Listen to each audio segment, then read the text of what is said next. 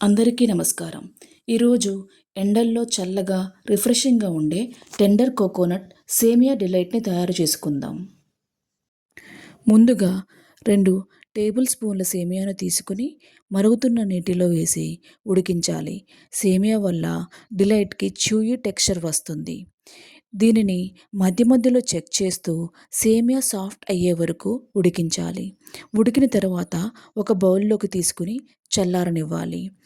ఈ రెసిపీకి chia seeds చాలా బాగుంటాయి. దీని ప్లేస్లో సబ్జా గింజలు కూడా తీసుకోవచ్చు. ఈ సీడ్స్ని 2-3 గంటలు బాగా నానబెట్టాలి. వీటిలో ఫైబర్ ఎక్కువగా ఉండటమే కాకుండా శరీరానికి చలువ చేస్తుంది. ఇప్పుడు ఒక బౌల్లో టెండర్ కోకోనట్ వాటర్ తీసుకుని ఆ లేత కొబ్బరిని కూడా ఇంకొక బౌల్లో తీసుకోవాలి.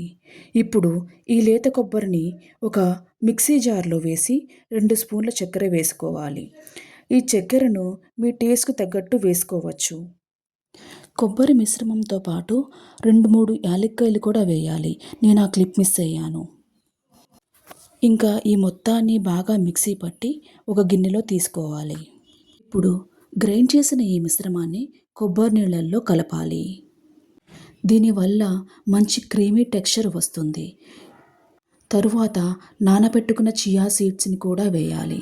అలాగే ఉడకబెట్టిన సేమియాను కూడా ఇందులో వేసి బాగా కలపాలి. ఇప్పుడు 150 ml చల్లటి పాలు వేసి బాగా కలపాలి. అంతే, మన టెండర్ కోకోనట్ సేమియా డిలైట్ రెడీ. చివరగా గ్లాస్లో సర్వ్ చేసుకుని ఎంజాయ్ చేయటమే.